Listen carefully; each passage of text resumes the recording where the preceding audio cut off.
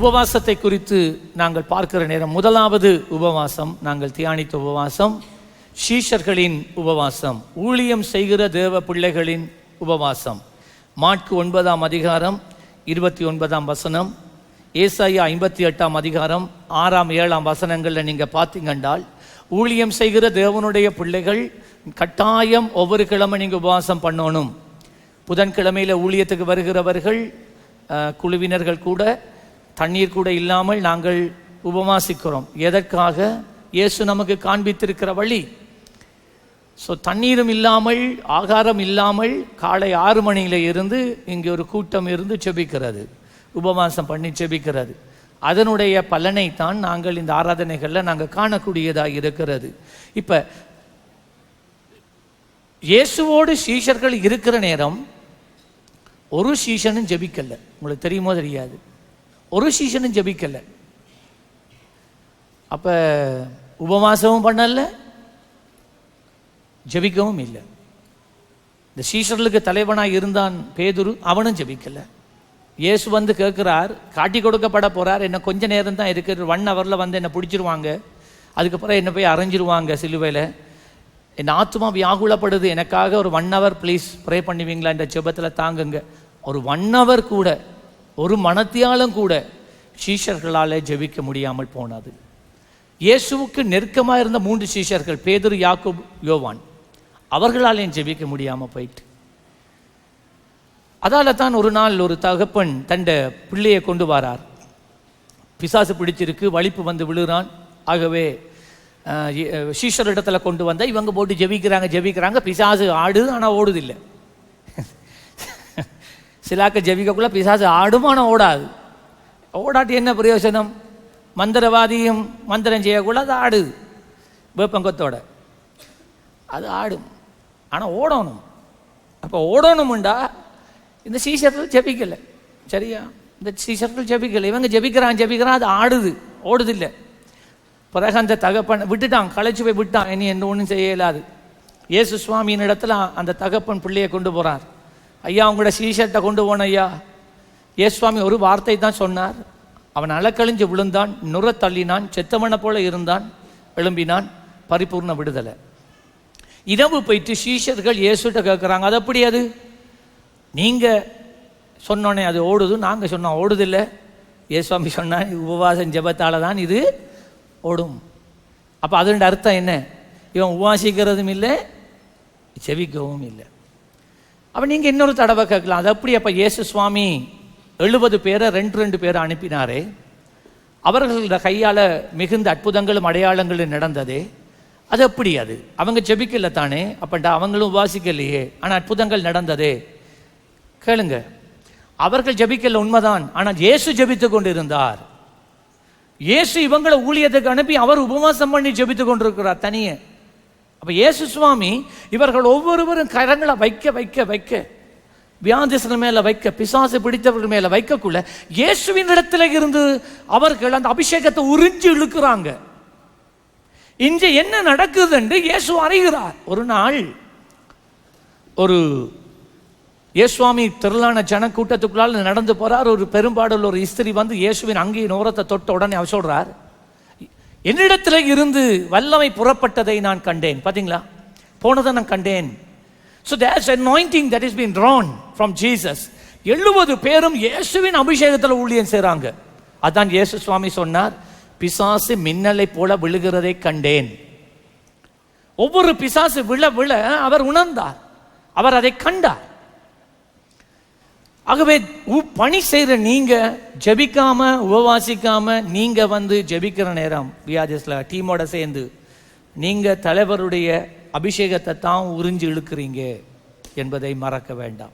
அப்படி ஊழியம் செய்யக்கூடாது.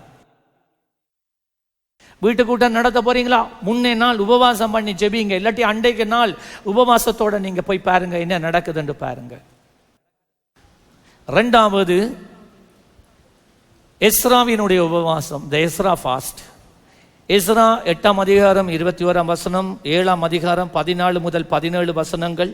இந்த வசனங்களை நீங்க வாசிங்கன்னு சொன்னால், உங்களுடைய உடைமைகளை பாதுகாக்க உங்களுடைய பிள்ளைகளை, உங்களுடைய மனைவியை, உங்கள் கணவனை பாதுகாக்க, உங்களுடைய வீடு, சொத்து, பணம், உங்களுடைய பொக்கிஷங்களை பாதுகாப்பதற்காக எடுக்கப்படுகின்ற ஒரு உபவாசம்.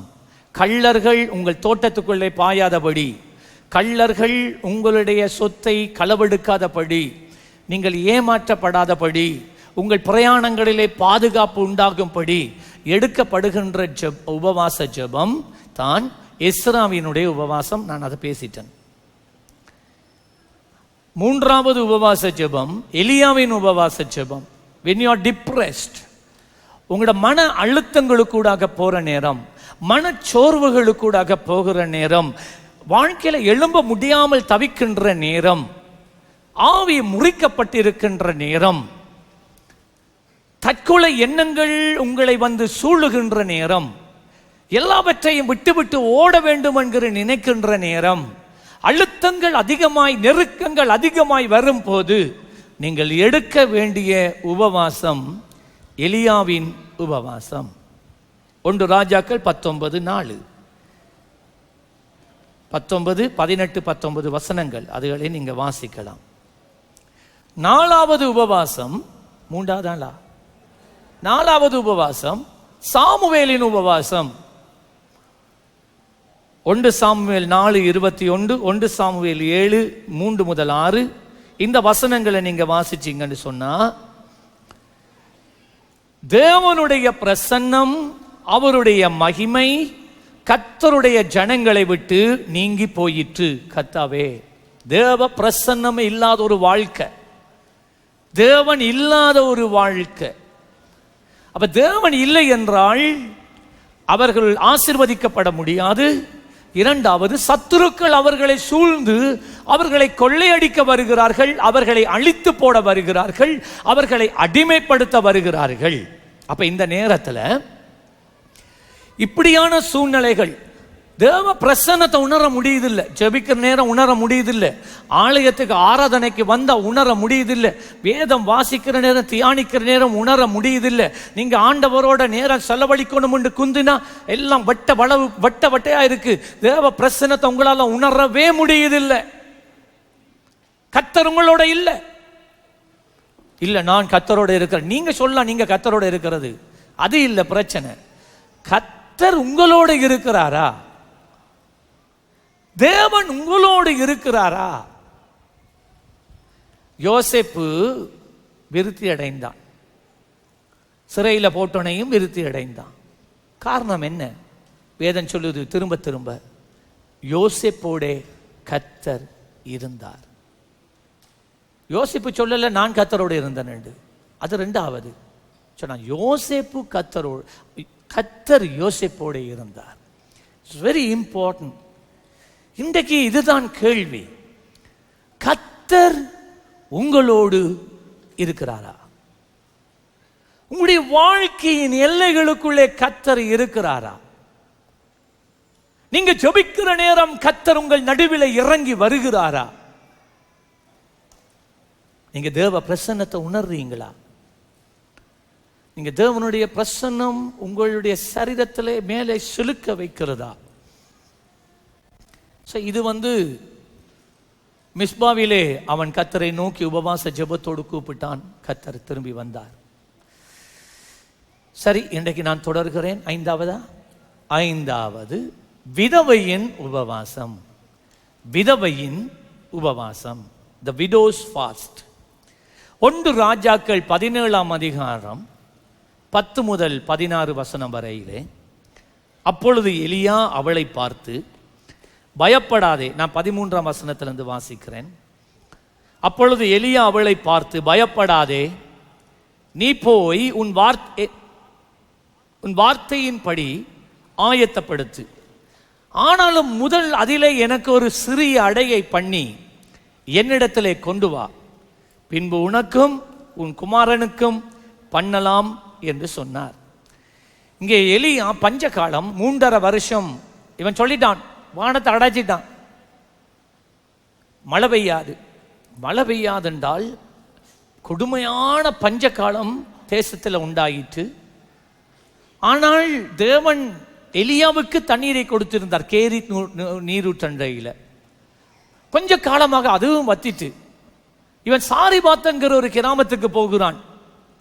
போற வழியில தூரத்தில் ஒரு அம்மா இருந்து, ஒரு விதவை, அவ நெருப்பு விறகு சுள்ளிகள் பொறுக்கி கொண்டிருக்கிறார். இங்க வாமா என்று அழைச்ச உடனே இவன் ஒரு தீர்க்க தரிசி என்பதை அவள் அறிந்திருந்தாள். அவள் ஓடி வருகிறாள். என்னையான்னு கேட்ட நேரம் அவன் சொல்றான், எனக்கு போயிட்டு கொஞ்சம் அப்பங்களை சுட்டு கொண்டு வா. அப்ப அவள் சொன்னால், அப்பங்களை சுட இயலாது, எங்களோட கை வீட்டில் கொஞ்சம் எண்ணெயும் ஒரு பிடி மாதான் இருக்கு, மிஞ்சி இருக்கு.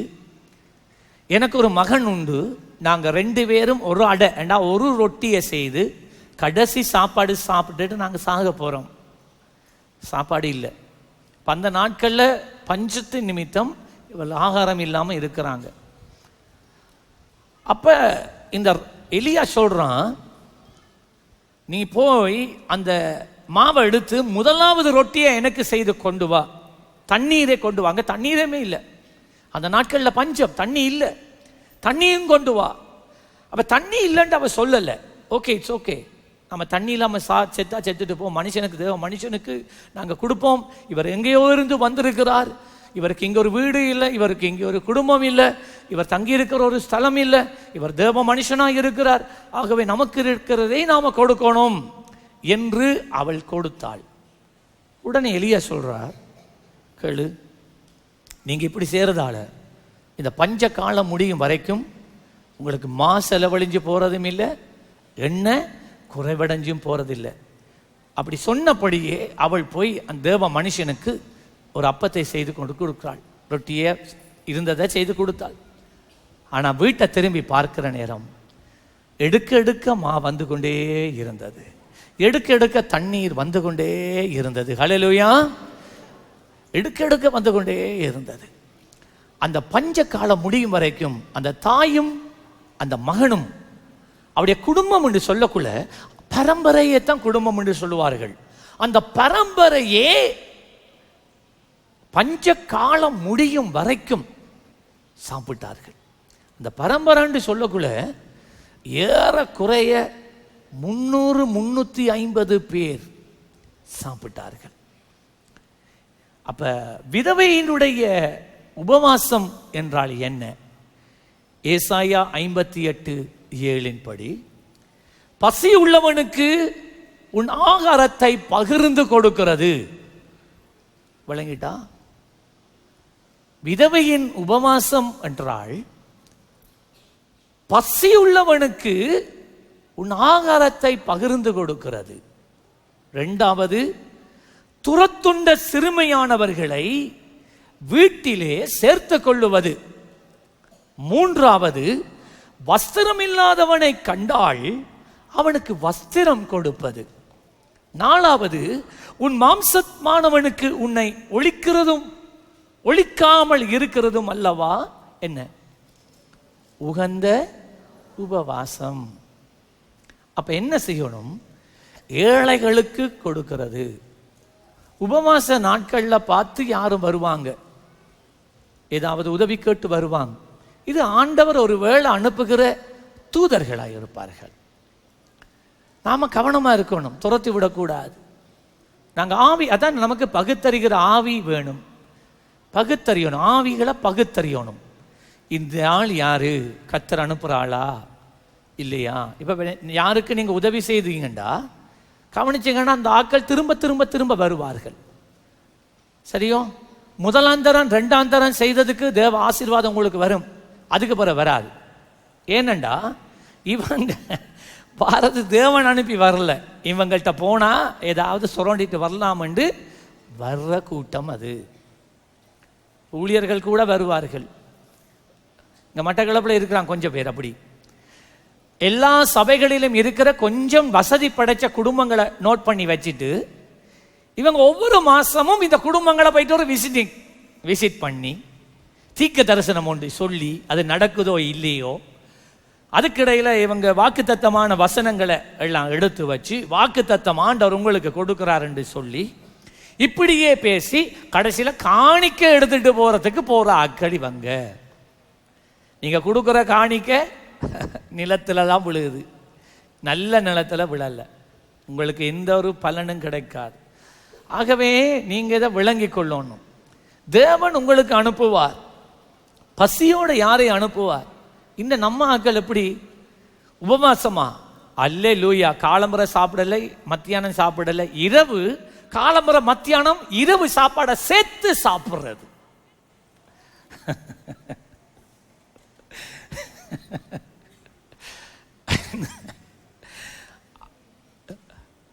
சேர்த்து சாப்பிட, அப்ப அது உபவாசம் இல்லை. உபவாசம்டா உண்மையா என்னண்டா, நான் காலை ஆகாரத்தை நான் தவிர்த்தா அந்த காலையில் நான் சாப்பிட்ற சாப்பாட்டை ஒரு ஏழைக்கு போய் கொடுக்கறது, சாப்பிடுங்கன்ட்டு.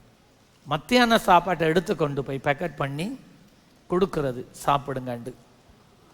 அதுதான் உபவாசம். ஒருவனுக்கு இருக்கிறதுக்கு இடம் இல்லையா, அவனை கூப்பிட்டு அவனுக்கு இருக்கிறதுக்கு இடம் கொடுக்கிறது. அப்ப இதுதான் ஆண்டவர் சொல்றார், உகந்த உபவாசம். பசி உள்ளவனுக்கு உன் ஆகாரத்தை கொடுக்கிறது, துரத்துண்ட சிறுமியானவனை வீட்டில் சேர்த்துக்கொள்றது, வஸ்திரம் இல்லாதவனை கண்டா நல்ல ஒரு வஸ்திரம் கொடுக்கறது. உபவாச நாட்களில் உங்களோட விலை உயர்ந்த ஒரு ஆடைய கஷ்டப்படுகிற ஒருவருக்கு கொடுத்து பாருங்க, அதுதான் உபவாசம். ஆகவே 5வது உபவாசம் விதவையின் உபவாசம், கொடுக்கிற உபவாசம், ஏழைகளுக்கு உதவி செய்கிற உபவாசம். அது ஒரு உபவாசமாய் மாறுகிறது. 6வது பவுலின் உபவாசம். 6வது பவுலின் உபவாசம், the Paul fast. பவுலின் உபவாசம்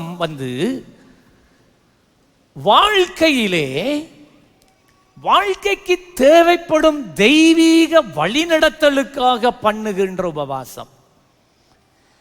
வாழ்க்கையில தெய்வீக வழிநடத்தலுக்காக எடுக்கின்ற உபவாசம், பண்ணுகிற உபவாசம்.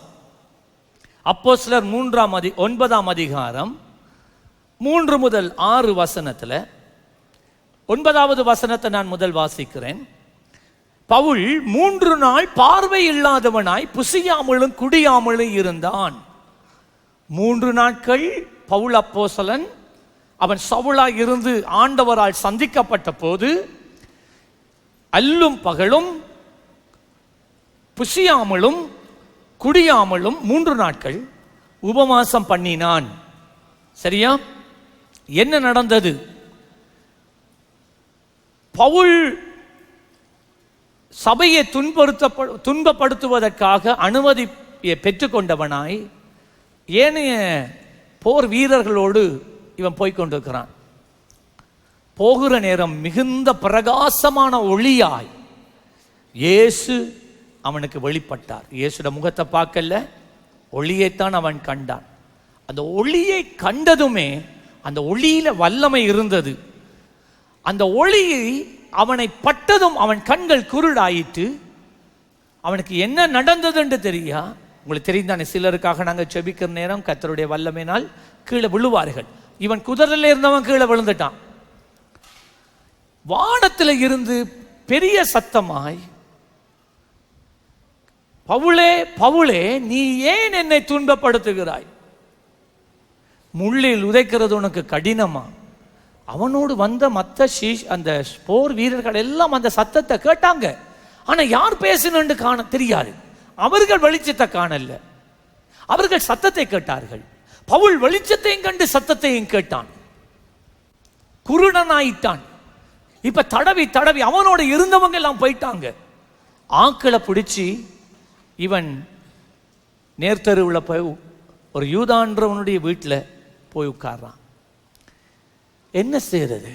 இது இயேசுவா? அப்ப நாம போயிட்டு இந்த ஸ்தேவான கல்லால் எறிந்து கொலை செய்யறதுக்கு நான் தானே அனுமதி கொடுத்தேன். நான் இயேசுவை கண்டேன் என்று சொன்ன போதல்லவா நான் அனுமதி கொடுத்தேன். அப்ப அதே இயேசுதானா என்று எனக்கு தரிசனமானார். அப்ப இந்த சிலுவையிலே அறையப்பட்ட இயேசு மெய்யான மேசியா தானா? அன்று அவன் கண்டான். ஆனால் அவனுடைய வாழ்க்கையில் பெரிய குழப்பம். இது உண்மையா, இது பொய்யா, இது என்ன வெளிச்சம், இது ஏன் நான் விழுந்தேன்? அவனுக்கு லைஃப்பில் என்ன நடக்குதுன்றே தெரியா. இப்போ குருடன் ஆயிட்டான் இருக்கிறான். அதே நேரத்தில் ஆண்டவர் மறுபக்கத்திலே அனனியா என்று சொல்லப்பட்டதான ஒரு சீஷனோடு இடைப்படுகிறார். ஆண்டவர் அனனியாட்ட சொல்றார், நான் பவுலை சந்தித்து விட்டேன், சவுலை நான் சந்திச்சு. அவன் சொல்றான், ஆண்டவரே அவனா சபையை துன்பப்படுத்துறவன், அவன் நடிக்கிறான் ஆண்டவரே. ஆண்டவர் சொன்னார், இல்லடா, நான் ஒருவனை தொட்ட பிறகு அவன் நடிக்கிற, ஆனால் நடிக்கலாது. அவன் இந்த இடத்துல இருக்கிறான், போய் அவனை விசாரி. அவன் கண்கள் குருடா இருக்கு, நீ உன் கைகளை வை, அவனுடைய குருடு நீங்கும். அவனுக்கு சொல்லு, நான் தெரிந்து கொண்ட பாத்திரமாய் நீ இருக்கிறாய் என்று போய் சொல்லண்டார். ரைட். அப்போஸ்தலர் 9ஆம் அதிகாரம் 15ஆம் வசனம் 16ஆம் வசனம். அதற்கு கர்த்தர், அனனியாவே, நீ போ, உன் புறஜாதிகளுக்கும் ராஜாக்களுக்கும் இஸ்ரவேல் புத்திரருக்கும் என்னுடைய நாமத்தை அறிவிக்கிறதுக்காக நான் தெரிந்து கொண்ட பாத்திரமாய் இருக்கின்றான். அவன் என்னுடைய நாமத்தின் நிமித்தம் எவ்வளவாய் பாடுபட வேண்டும் என்பதை நான் அவனுக்கு காண்பிப்பேன் என்றார். பாருங்க, அப்ப இவன் உபவாசத்தில் இருக்கிறான். ஏன்? இதுக்கு பிறகு இந்த லைஃப் என்ன? எங்களை பக்கம் இந்த லைஃப் திரும்புது. நான் இனி இராணுவ வீரனா இருக்கிறதா, ராஜினாமா பண்றதா, இந்த இயேசுவை பின்பற்றதா, நான் என்ன செய்யறது எனக்கு தெரியாம இருக்கு என்ற ஆண்டவர் அனனியாவை அனுப்புகிறார். அவன் உபவாசத்தில் இருக்கிறான். அப்போஸ்தலர் 9ஆம் அதிகாரம் 17ஆம் வசனம். அப்பொழுது அனனியா போய் வீட்டுக்குள் பிரவேசித்து அவன் மேல் கையை வைத்து, சகோதரனாகிய சவுலே, நீ வந்த வழியிலே உனக்கு தரிசனமான இயேசுவாகிய கர்த்தர். பாத்தீங்களா, இவன் வெளிப்படுத்துறான், நீ கண்டது யாரும் இல்லை, இயேசுவாகிய கர்த்தர் நீ பார்வை அடையும் படிக்கு, பரிசுத்த ஆவியிலே நிரப்பும் படிக்கும் என்னை அனுப்பினார் என்றார். பார்வை அடைய, இரண்டாவது பரிசுத்த ஆவியிலே நிரம்ப. உடனே அவனுக்கு பெரிய சந்தோஷம். 3 நாள் இவன் உபவாசம் இருக்கிறான். அதுக்கு பிறகுதான் இவன் அனுப்பப்படுகிறான். அவன் போய் சவுலின் மேலே கரங்களை வைத்த போது மீன் செதில்களை போல் அவனுடைய கண்களிலிருந்து தோல் கலண்டு விழுந்து புதிய கண்கள் வந்தது. அடுத்தது, தேவன் அவனை பரிசுத்த ஆவியிலே நிரப்பினார். Hallelujah. What a wonderful experience. எவ்வளவு அருமையான ஒரு அனுபவம் என்று பாருங்க. உன்னோட வாழ்க்கையில அடுத்த படி என்ன? இனி நான் என்ன செய்வது? ஆண்டவரே, நான் போக வேண்டிய வழி என்ன? நான் எடுக்க வேண்டிய தீர்மானம் என்ன? எனக்கு சொல்லித்தாங்க, என்னோட பேசுங்க என்று சொல்லி நீங்க உபவாசத்தில் இருக்க பழகணும். வாழ்க்கையில் பிள்ளைகளை குறித்து தீர்மானங்கள் எடுக்கிற நேரங்களில், உங்களுடைய தொழிலை குறித்து எடுக்கிற தீர்மானங்கள்ல சும்மா அந்த பாசர் இந்த பாசர்ன்னு திரிய வேணாம். ஜெபிச்சி சொல்லுங்க பாசர், என்ன பாசர், என்ன மந்திர சாத்திரகாரனா ஆக்க வேணாம் பாஸ்டர் மேல. நீ உபவாசத்தில் இரு. தண்ணீர் இல்லாமல், ஆகாரம் இல்லாமல் ஒரு 3 நாளைக்கு உபவாசம் இரு. செத்து போக மாட்டாய், சாக மாட்டீங்க. நீங்க அழகாவீங்க, ஃபிகர் போகாது, அழகா தான் மாறுவீங்க. நீங்க உங்களோட முகம் பிரகாசிக்கும், தோல் கருப்பா இருந்தாலும் அவனுடைய ஒளி பிரகாசிக்கும். விளங்கிட்டா? ஸோ நீங்கள் உங்களோட லைஃப்பில் நீங்கள் அங்கங்கே ஓடுறத நிறுத்துங்க. ஆண்டவருடைய பாதத்தில், சமூகத்தில் தரித்திருக்க பழகுங்க. நேரம் செலவழிக்க பழகுங்க. உபவாசிக்க பழகுங்க. தண்ணீர் இல்லாத உபவாசத்தோடு இருக்க பழகுங்க. அது லேசான ஒரு காரியம், பெரிய பெரிய கஷ்டமான காரியம் இல்லை அது. சரியா? நீங்கள் நின்றா கர்த்தர் உங்களோட வந்து பேசுவார். நீங்கள் ஊழியக்காரனுக்கு பின்னால் போக தேவையில்ல, ஊழியக்காரன் உங்களை தேடி வருவார். விளங்கிட்டா? கர்த்தர் உங்களோடு வந்து பேசுவார். கர்த்தர் உங்களோடு வந்து இடைப்படுவார். கர்த்தர் உங்களுக்கு சொப்பன வழியாக, தீர்க்க தரிசன வழியாக, தரிசனம் வழியாக, வார்த்தை வழியாக அவர் உங்களோடு பேசுவார். Learn this spiritual. நீ ஆவிக்குரியவன் என்று சொல்றா, ஆனா உபவாசம் பண்ணி ஜெபிக்க உனக்கு முடியலையே.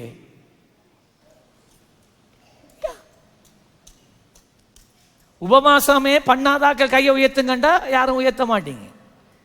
இந்த நாட்கள் உபவாசம் பண்ணி கொண்டு இருக்கிறார்கள், கையை உயர்த்தி காட்டுங்க அப்போ. எவ்வளோ பேர் பண்ணலன்னு பாருங்க. வெக்கம். பண்ண வேணாம், நல்லா சாப்பிட்டு சாப்பிட்டு இரு. ஐசியூவில் குந்திட்டு அவன் டாக்டர் சொல்லுவான், ஒன்றும் சாப்பிடாம தண்ணியும் குடிக்காம காலம்பர தண்ணி எடுக்காம வா அண்டனி இவங்க போவாங்க வரிசையில், செத்த பிணங்கள் போல. என்னையா உபவாசம் பண்ணி பாருங்க, ஒரு வியாதி சரத்தில் இருக்காது, வியாதி மறைந்து போய்விடும். 7வது தானியேல் உபவாசம், த டேனியல் ஃபாஸ்ட். தானியேல் 10ஆம் அதிகாரம் முதல் 3 வசனமும் 12 முதல் 14 வசனம். தானியேல் உபவாசம். ஒரு நாள் தானியேல் வளமை போல ஜெபத்தில் உட்கார்றான்.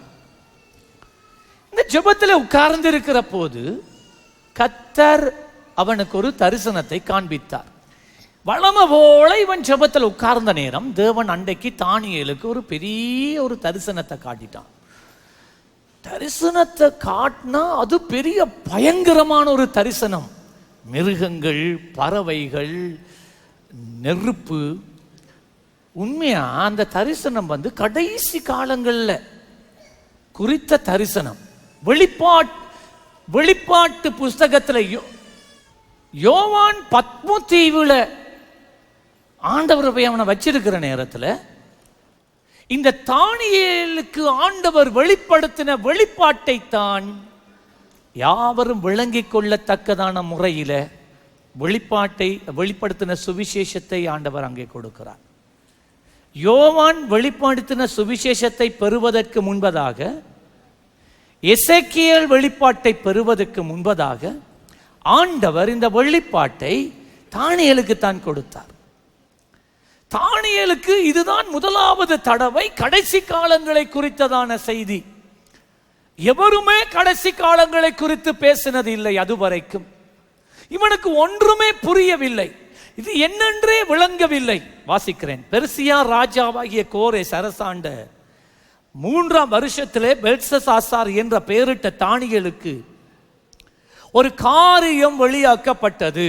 ஒரு காரியம் வெளியாக்கப்பட்டதென்றால் ஒரு பொழுதும் ஆண்டவர் மனிதனோடு பேசாத ஒரு காரியத்தை ஆண்டவர் வெளிப்படுத்துகிறார். அந்த காரியம் சத்தியமும் நீடிய, பாருங்க, சத்தியமும் நீடிய யுத்தத்துக்கு அடுத்ததுமாயிருந்தது. நீடிய யுத்தம், ஆமகடனை குறித்தெல்லாம் அதுல காணப்படுகிறது. ஓகே, கடைசி கால யுத்தம், ஆண்டவருக்கும் பிசாசின் ராஜ்யத்துக்கும் இடையில உண்டாகிற யுத்தம், ஆண்டவருடைய ரகசிய வருகை, புதிய வானம் புதிய பூமி, இவற்றை குறித்ததான் ஒரு வெளிப்பாடு. அந்த காரியத்தை நான் கவனித்து தரிசனத்தின் பொருளை அறிந்து கொண்டான். பார்த்தீங்களா? காரியத்தை கவனித்து தரிசனத்தின் பொருள் இன்னதென்று அவன் அறிந்து கொண்டான். அந்த நாட்களில் எப்படி அறிந்து கொண்டான்?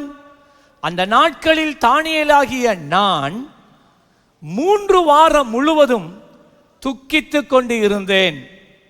அந்த 3 வாரங்களாகிய நாட்கள் நிறைவேறும் மட்டும் ருசிகரமான அப்பத்தை நான் புசிக்கவில்லை, இறைச்சி திராட்சரசம் என் வாய்க்குள் போகவில்லை, நான் பரிமள தைலத்தை பூசிக்கொள்ளவில்லை. இங்க பாருங்க, உங்களுடைய வாழ்க்கையில இருக்கிற பிரச்சனை போராட்டத்தினுடைய அகோரத்தை பொறுத்து இருக்கு உங்களுடைய நீங்கள் எடுக்கிற உபவாசத்தின் நாட்கள். ஒரு போதுமே அவன் கண்டிராத, மனுக்குலத்துக்கு வெளிப்படுத்திருக்காத ஒரு வெளிப்பாட்டை ஆண்டவர் அவனுக்கு கொடுத்த போது அதனுடைய விளக்கை இன்னதென்று அறிய தானியேல் 21 நாட்கள் அவன் உபவாசத்திலே உட்கார்ந்தான்.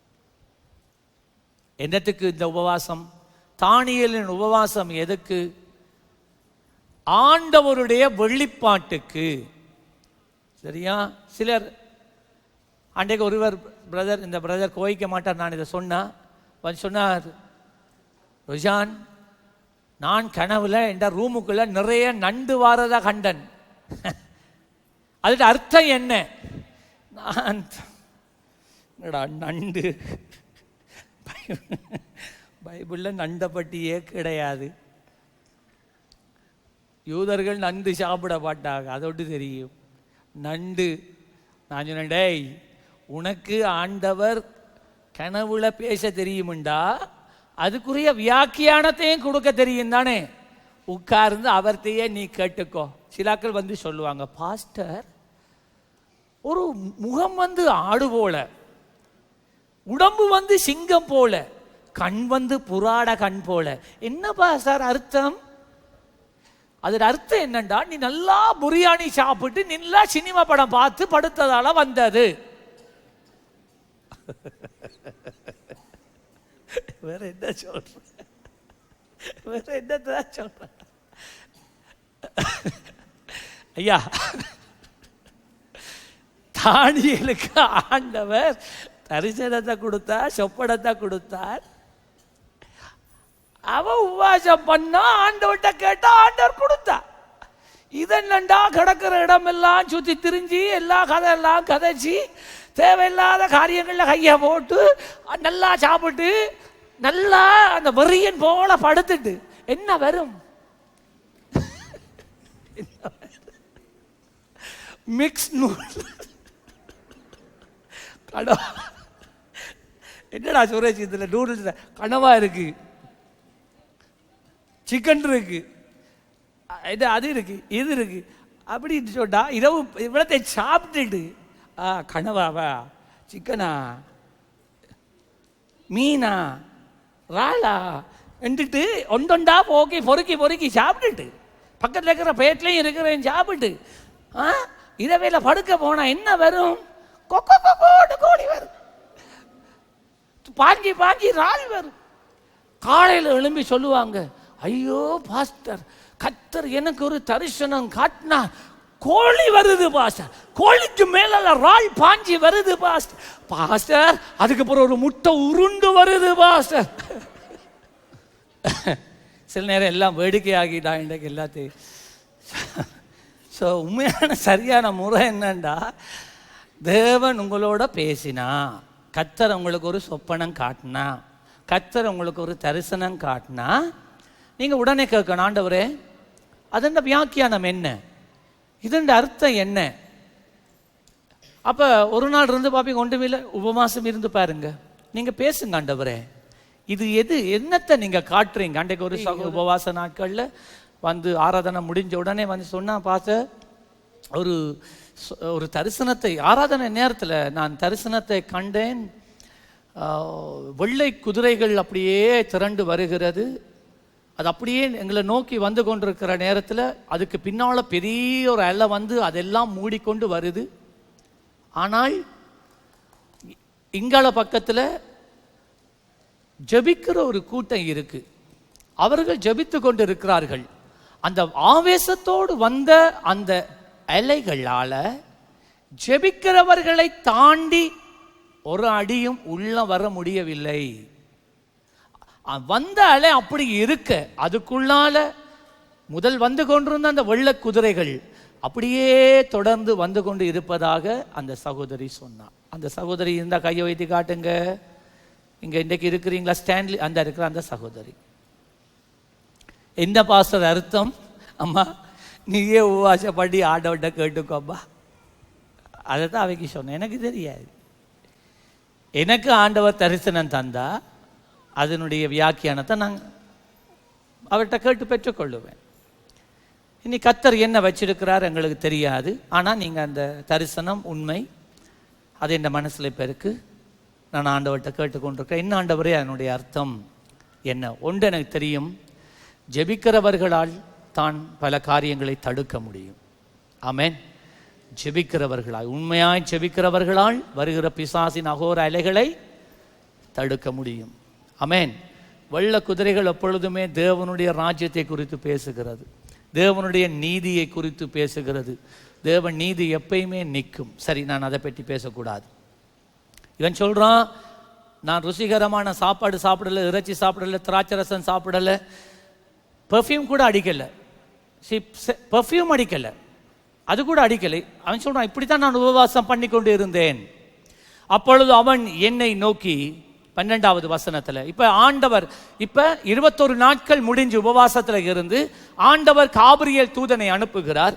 அப்பொழுது காபிரியேல் தூதன் என்னை நோக்கி, தானியேலே பயப்படாதே,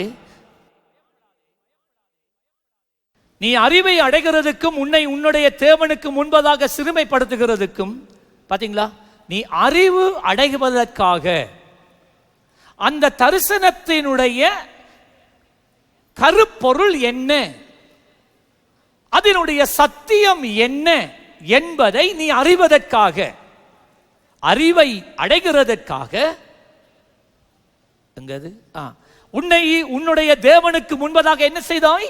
சிறுமைப்படுத்தினாய்.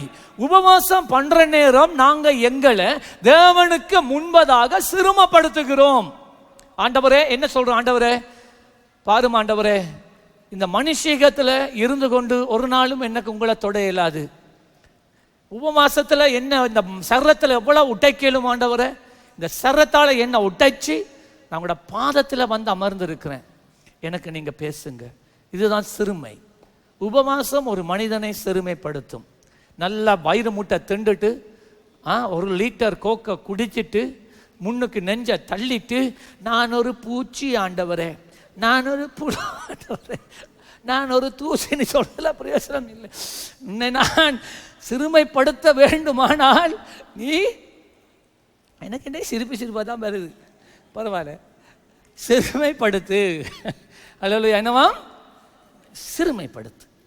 உன் மனதை செலுத்தின முதல் நாள் துவக்கி உன் வார்த்தைகளை கேட்கப்பட்டது. உன் வார்த்தைகளின் நிமித்தம் நான் வந்தேன். பெர்சியாவின் ராஜ்யத்தின் அதிபதி 21 நாள் மட்டும் என்னோடு எதிர்த்து நின்றான். ஆண்டவர் பதில் அனுப்பிட்டார், ஆனால் வந்த பதில் இவன்கிட்ட வந்து சேரல.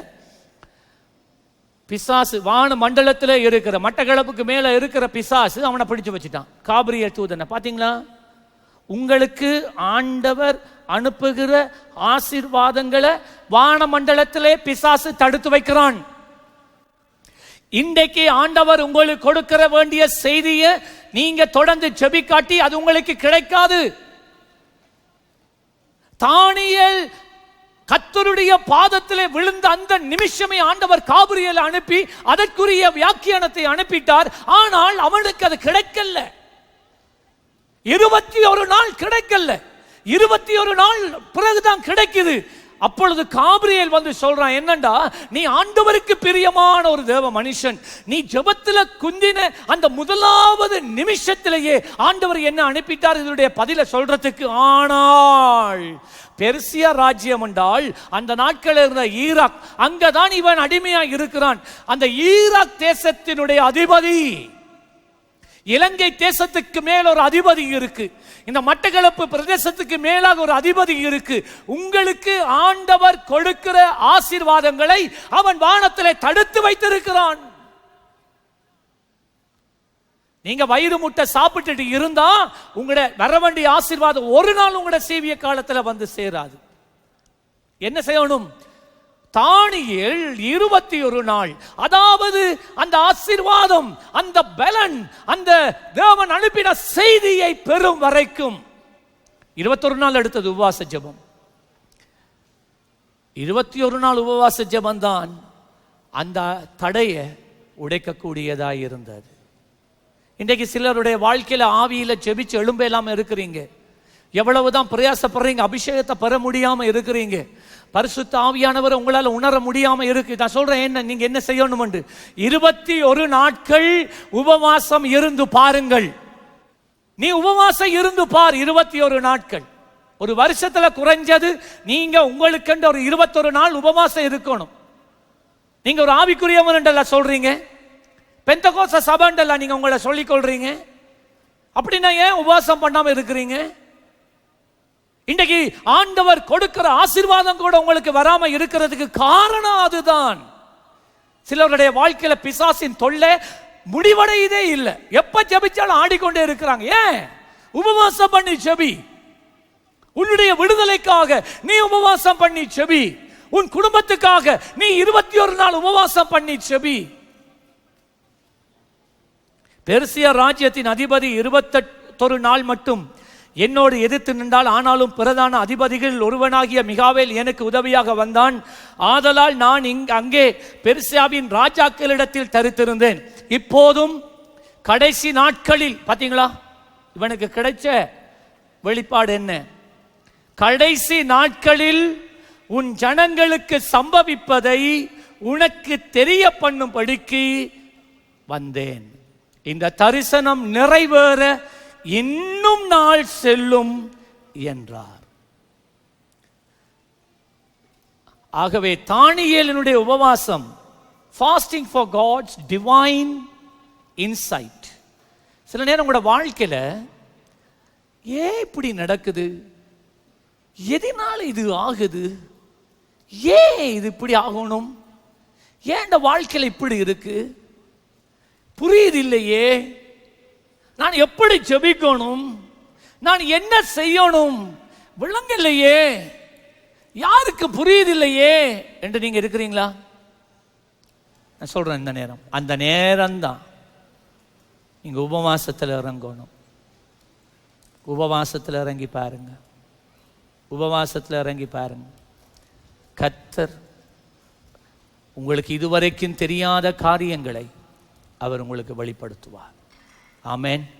ஆமேன் வருதே கிடையாது. என்ன உபவாசத்தை பற்றி தானே சொல்கிறோம். இதுக்கெல்லாம் ஆமேன் சொன்னால் நாம் உபவாசம் இருக்கணும். அதான் ஆமேன் வருதே இல்லை வாயால். என்ன கலை? ஆமேன். கவி? ஆமேன். காவல்? ஆமேன். அடுத்தது எத்தனையாவது? 8வது. 8வது மத்தேயு 3ஆம் அதிகாரம் முதல் 7 வசனங்கள்ல யோவான் ஸ்நானகனுடைய உபவாசம். யோவான் ஸ்நானகனுடைய உபவாசம். அந்நாட்களிலே யோவான் ஸ்நானகன் யூதாவின் வனாந்தரத்தில் வந்து, மனம் திரும்புங்கள், பரலோக ராஜ்யம் சமீபித்திருக்கிறது என்று பிரசங்கம் பண்ணினான். கர்த்தருக்கு வழியை ஆயத்த பண்ணுங்கள், அவருக்கு பாதையை செவ்வை பண்ணுங்கள் என்று வனாந்தரத்தில் கூப்பிடுகிற சத்தம் உண்டென்று ஏசாயா தீர்க்கதரிசியினால் அவனை பற்றி சொல்லப்பட்டவன் இவனே. இந்த யோவான் ஒட்டகமயிர் உடையை தரித்து தன் அறையிலே வாட்கச்சையை கட்டிக்கொண்டிருந்தான். வெட்டுக்கிளியும் காட்டுத்தேனும் அவனுக்கு ஆகாரமாயிருந்தது. இப்ப என்ன? வெட்டுக்கிளி என்று இந்த இடத்துல சொல்லப்படுவது நாங்கள் நினைக்கிற வெட்டுக்கிளி அல்ல. வெட்டுக்கிளி என்றால் இது அந்நாட்களிலே அங்கே அவன் இருந்த அந்த இடங்களிலே காணப்பட்ட ஒரு சின்ன ஒரு பயறு, என்ன சொல்றது, அந்த நீட்டு புல் வளரும் தானே காட்டு வழியே, புல் இருக்கு தானே, அதுல பூ வரும் தானே, அந்த பூவில் இருந்து உண்டாகிற சின்ன சின்ன பருப்பு, அது ஒரு விதம். அதைத்தான் அந்த வெட்டுக்கிளி என்று சொல்லுவார்கள். அது போட்டு சமைக்கிறதெல்லாம் இல்லை, அப்படியே கையால் கொஞ்சம் கொந்து நெல் சாப்பிட்ற மாதிரி, வயலில் போகிற நேரம் நெல்லை தூக்கி வாயில் போகிற மாதிரி, அதுதான் நம்மளுடைய சாப்பாடு. அவன் சாப்பாடுன்னு சொல்லி சமைச்ச சாப்பாடு ஒரு நாளும் அவன் சாப்பிடலை. யாரும் அவனுக்கு சாப்பாடு கொண்டு போய் கொடுத்ததும் இல்லை. இவன் இறைச்சி வகைகளோ அதோ இதோ ஒன்றுமே இல்லை. அவன் வாழ்ந்த இடத்துல இருந்த இந்த நெற்கதிர் போல ஒன்று, அதுக்கு தான் இந்த வெட்டுக்கிளி என்று சொல்லுவார்கள், அந்த பருப்புக்கு. அதைத்தான் சும்மா கொய்து வாயால் அப்பப்போ வாயில் போட்டுட்டு, தேன் அந்த நாட்களில் எங்கேயுமே இருந்தது, அந்த தேனை கொஞ்சம் குடிப்பான். அதுதான் அவன் சாப்பாடு. ஸோ ப்ராக்டிக்கலாக சொல்ல போனால் யோவான் ஸ்நானகன் வாழ்ந்த நாள் எல்லாம், விசேஷமாக ஊழியத்துக்கு வந்த நாட்களில் அவன் உபவாசமே பண்ணி கொண்டிருந்தான். உபவாசமே பண்ணி கொண்டிருந்தான். இப்போ யோவான் ஸ்நானகனுடைய உபவாசம் எதற்காக நாம் எடுக்க வேண்டுமானால், ஆண்டவருடைய நாமம், ஆண்டவருடைய ராஜ்யம், நாங்க செய்கின்ற ஊழியம் பிரபல்யமாவதற்காக எடுக்கப்படுகின்ற ஒரு உபவாசம். நாங்க ஜெபிக்கிறோம் 20,000 ஆத்துமாக்களுக்கு. 20,000 ஆத்துமாக்களை தார். முதல் கட்டமா 4,000 ஆத்துமாக்களை தாரும். நீங்க எல்லாம் சும்மா இன்றைக்கு சேர்ச்சுக்கு வரல, உங்களை ஒவ்வொருவருக்காக ஜெபித்தோம். கொண்டு வாரும் ஆண்டவரே, வீட்டை இருக்க விட வேணாம் ஆண்டவரே, கொண்டு வாங்க ஆண்டவரே, சர்ச்சுக்கு கொண்டு வாங்க ஆண்டவரே, ஆக்களை குடும்பம் குடும்பமா கொண்டு வாங்க ஆண்டவரே, சந்ததி சந்ததியா கொண்டு வாங்க. ஒவ்வொரு நாளும் இந்த பிரதேசத்துக்கு இருக்கிற அத்தனை கிராமங்களையும் சொல்லி சொல்லி, ஒவ்வொரு கிராமத்திலையும் சொல்லி சொல்லி ஆண்டவரை கொண்டு வாங்க. சொல்ல சொல்ல ஆண்டவர் கொண்டு வரார். இங்கே இன்றைக்கு மாலை ஆராதனைகளில் கூடி இந்த சபை அரைவாசி இப்பொழுது நிரம்பி விட்டது. கர்த்தரை ஸ்தோத்திரம். கர்த்தர் கொண்டு வருகிறார். ஆண்டவர் சொன்னார், நான் ஒண்டொண்டா கொண்டு வருவேன். அம்பாறையிலேருந்து கொண்டு வருகிறார். போன கிழமை அம்பாறையிலேருந்து வந்திருந்தாங்க. சில நேரம் திருகோணமலையிலேருந்து வராங்க, வாழைச்சேனையிலேருந்து இங்கே வராங்க ஆராதனைக்கு, கிரான்ல இருந்து வராங்க, ஒரு முறை புனானையிலேருந்து வந்தாங்க. சிலரை நாங்கள் வந்தவங்க அங்காள பக்கம் இருக்கிற சபைகளுக்கு போங்கன்னு அனுப்பி கொண்டு இருக்கிறோம். எப்படி இது ஆகுது? எதினால் இது ஆகுது? இதுதான் அந்த ரகசியம். யோவான் ஸ்நானகனுடைய உபவாசம் ஆத்துமாக்களுக்காக. இங்கே நடக்கிற ஊழியங்கள் பிரபல்யமாக, பேசப்படுகிற சுவிசேஷம் பிரபல்யமாக, கர்த்தருடைய அற்புதங்கள் அதிசயங்கள் பிரபல்யமாக, இங்கே கர்த்தர் கிரியை செய்கிறார் என்று பிரபல்யமாக, இயேசு தாமே கர்த்தர், அவர் ஒருவரே தேவன் என்று சொல்லி தங்கள் பாவங்களை அறிக்கை செய்து இந்த ஜனங்கள் மனம் திரும்பி சபையிலே சேர்த்து கொள்ளப்படுவதற்காக ஏறெடுக்கப்படுகின்ற உபவாச ஜெபம்தான் யோவான் ஸ்நானகனுடைய உபவாச ஜெபம். 5ஆம் வசனம், அப்பொழுது எருசலேம் நகரத்தாரும் யூதேயா தேசத்தார் அனைவரும், அடையப்பா யோசிச்சு பாருங்களேன், எவ்வளவு பெரிய மாகாணம் அது யூதேயா. எருசலேம்ல இருக்கிறார்கள் போக, யூதேயாவில் இருக்கிற எல்லாரும், அனைவரும் ஒன்று இருக்கு. வேதம் பொய் சொல்லாது, அனைவரும்.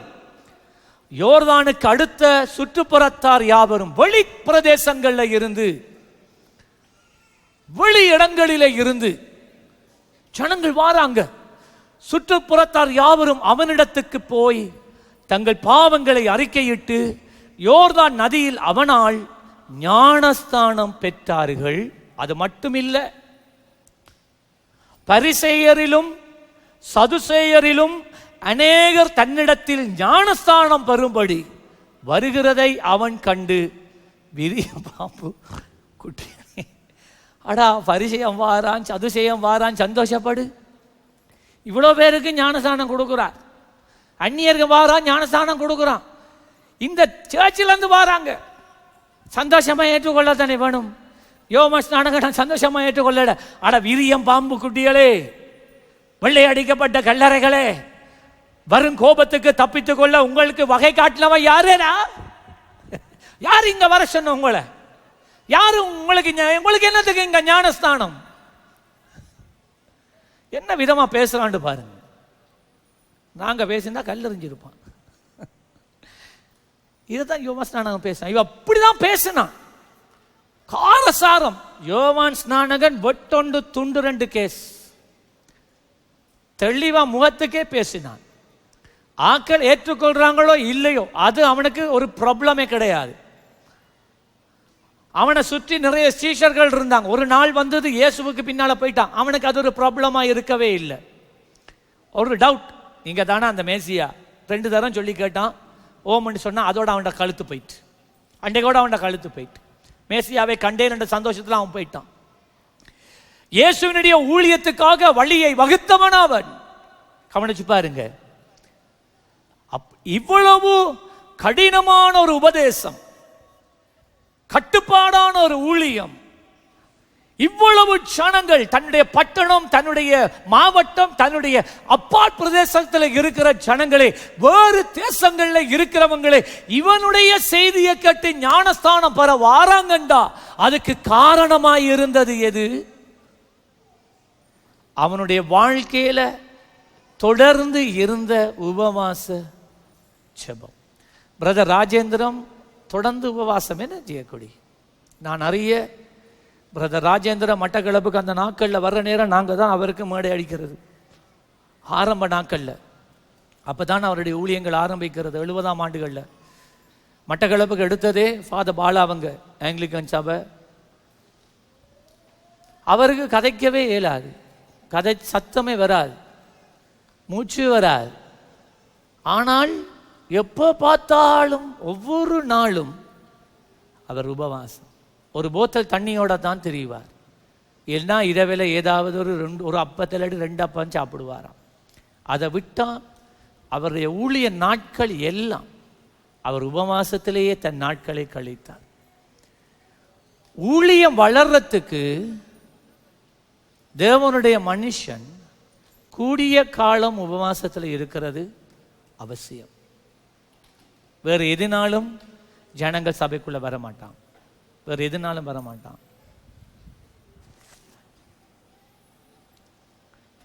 சரி, அடுத்தது எத்தனையாவது? 9வது கடைசி, எஸ்தரின் உபவாசம். எஸ்தரின் உபவாசம். எஸ்தர் 4ஆம் அதிகாரம் 16வது வசனம். Fasted for protection against danger.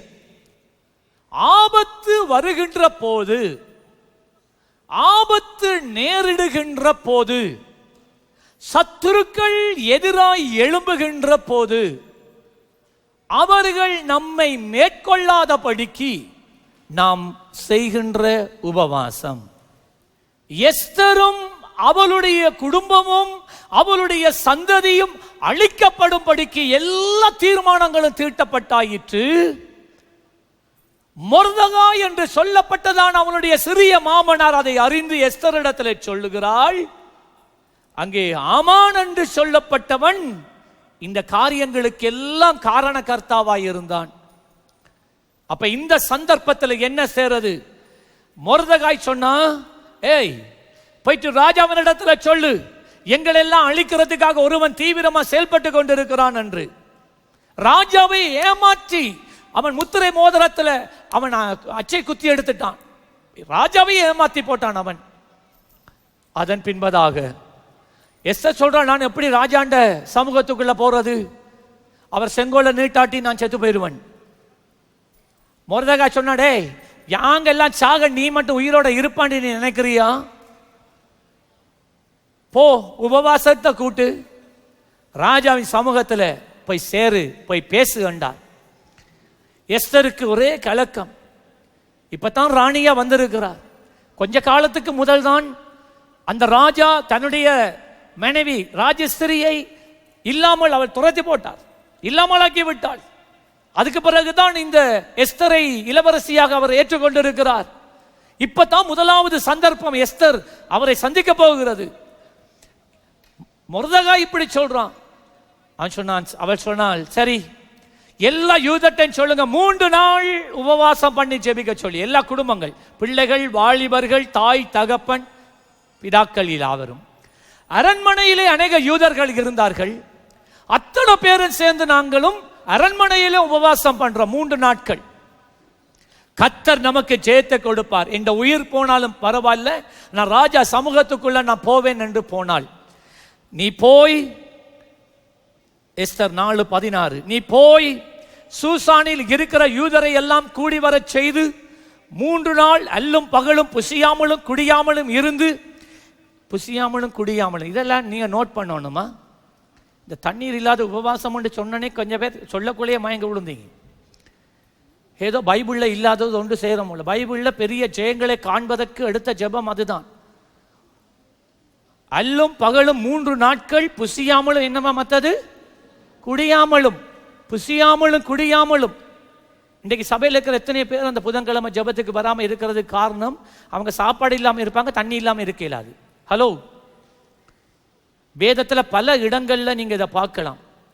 3 நாட்கள் அல்லும் பகலும் புசியாமலும் குடியாமலும் இருந்து எனக்காக உபவாசம் பண்ணுங்கள், நானும் என் தாதிமாரும் உபவாசம் பண்ணுகிறோம். இவ்விதமாய் சட்டத்தை மீறி ராஜாவினிடத்திலே பிரவேசிப்பேன், நான் செத்தாலும் சாகிறேன் என்று சொல்ல சொன்னாள். எல்லாரும் உபவாசம் பண்ணினார்கள். சரித்திரத்தையே எஸ்தர் மாற்றி விட்டார். எந்த தூக்கு மரத்தில் மொர்தெகாய ஆமான் தூக்கணும்னு நினைச்சானோ அதே தூக்கு மரத்தில் ஆமான் தொங்கினான். எந்த குதிரையில பவனி வர வேண்டும் என்று ஆமான் தனக்கு ஆயத்தப்படுத்தி வைத்திருந்தானோ அதே குதிரையில அதே பவனியில மொர்தெகாய் அங்கே உயர்த்தப்பட்டு நடத்தி வரப்பட்டான். ஆமென்.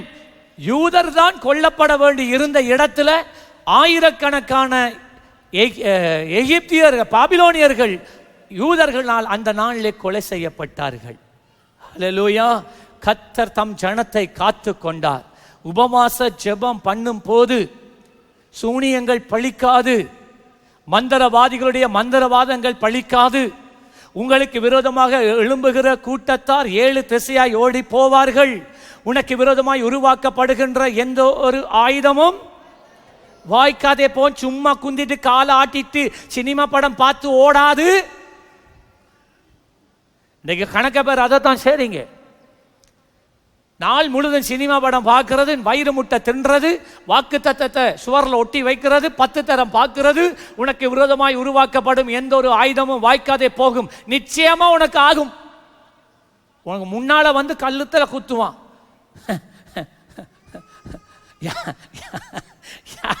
யாருக்கு இல்லாம போகும் தெரியுமா? எஸ்தரை போல உபவாசம் பண்ணி அல்லும் பகலும் தண்ணீரும் ஆகாரமும் இல்லாமல் உபவாசம் பண்ணி ஜெபிக்கிறவங்களுக்கு. அல்லேலூயா. 9 விதமான உபவாசங்கள் வேதத்தில் இருக்கு. இவ்வளவற்றையும் அறிந்ததுக்கு பிறகு நீங்க உங்களால் உபவாசம் பண்ணவே முடியாது என்று நீங்க எண்ணிக்கொண்டு இருந்தால் நீங்க உங்களுடைய ரட்சிப்பை குறித்து எனக்கு ஒரு சந்தேகம். நீ உண்மையா ரட்சிக்கப்பட்டு தானா இருக்கிறா? அது முதலாவது. 2வது, பரிசுத்த ஆவியானவர் இருக்கிறாரா என்பது 2வது கேள்வி. 3வது, ஒருவேளை நீ நல்ல பின்மாற்றத்தில் நீ வாழ்ந்து கொண்டிருக்கிறாய். இந்த 3 காரியங்கள். 1 ரட்சிக்கப்படலை, 2 ஆவியானவர் இல்லை, 3வது நீ நல்ல பின்மாற்றத்துக்குள்ள போயிட்டான்னு அர்த்தம். ஆகவே வாலிபர்களாக இருங்க. வாலிப பிள்ளைகள், நீங்கள் நினைக்கலாம் நாங்கள் வாலிப பிள்ளைகள், நாங்கள் எப்படி இருக்கிற, நாங்கள் எல்லாம் வாலிபமாக இருக்கிற நேரம் 14, 13, 14, 15 வயசு இருக்கக்குள்ளேயே நாங்கள் உபவாசம் இருக்க தொடங்கிட்டோம். அந்த சின்ன வயசுலேயே நமக்கு உபவாசம் உண்டா என்னன்னு கற்றுக் கொடுக்கப்பட்டது. சில நேரங்களில் விருப்பமோ இல்லையோ சாப்பாடு இல்லை வீட்டை, அது வேற. சாப்பாடு இல்லை, சாப்பாடு இல்லை. அப்போ மம்மி சொல்லுவா, அப்போ நாங்கள் இன்றைக்கு எல்லாரும் உபவாசம் இருப்போவா? உபவாசம் இருப்போம்டா, சரி சாப்பாடு இல்லை. அதையும் உபவாசமாக்கி கொள்ளுங்க. வீட்டில் சாப்பாடு இல்லாட்டி அதை உபவாசமாக்கி கொள்ளுங்க. கர்த்தருக்கு ஸ்தோத்திரம். ஸோ இன்றைக்கு தேவனுடைய பிள்ளைகள், நீங்கள் உங்களோட வாழ்க்கையில் ஒரு தீர்மானம் எடுக்கணும். ஒவ்வொரு மாதமும் நீங்கள் உபவாசம் பண்ணணும். ஒவ்வொரு கிழமையில் ஒரு நாள் நீங்கள் உபவாசம் எடுக்கணும். நீங்கள் உபவாசம் பண்ணி பாருங்க. அதனுடைய பிறகு பல காரியங்கள். செய்தி உங்களுக்கு மிகுந்த ஆசீர்வாதமாக இருந்திருக்கும் என நாம் விசுவாசிக்கின்றோம். எமது ஞாயிறு ஆராதனை காலை 9 மணிக்கு ஆரம்பமாகின்றது. உங்கள் கவலைகள் தீரணுமா? வியாதி பாவ சாபங்களில் இருந்து விடுதலை வேண்டுமா? மாந்திரீக பில்லி சூனிய கட்டுக்கள் மாறணுமா? கடன் தொல்லை நீங்கி ஆசீர்வாதங்கள் கிடைக்கணுமா? உங்களுக்காக ஜெபிக்க நாம் காத்திருக்கின்றோம். பாஸ்டர் ரோஷான் மயசன் அவர்களின் தேவ செய்தி அடங்கிய சீடிக்களை எமது புத்தக சாலையிலிருந்து பெற்றுக்கொள்ளலாம். எமது முகவரி சியோன் தேவாலயம், இலக்கம் 34A, சென்ட்ரல் வீதி, Mattakkalappu, Sri Lanka. Zion church, number 34A, central road, Batticaloa, Sri Lanka. தேவன் உங்களை ஆசீர்வதிப்பாராக.